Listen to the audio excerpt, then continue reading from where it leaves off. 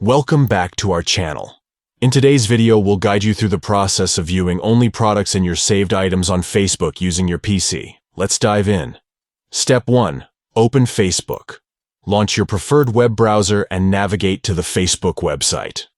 Step 2.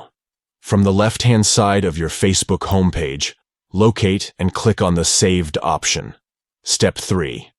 Once you're on the Saved page, click on Saved Items to access your saved content. Step 4. Look for the filter icon in the top right corner of the page and click on it. Step 5. A drop-down menu will appear. Select products from the available options. And there you have it. You've successfully filtered your saved items to view only products. Now, you can conveniently browse through the products you've saved on Facebook using your PC.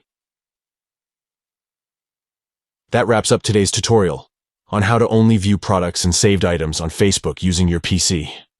We hope you found this video helpful. Remember to like, subscribe, and hit the notification bell to stay updated with more useful tutorials. Thanks for watching.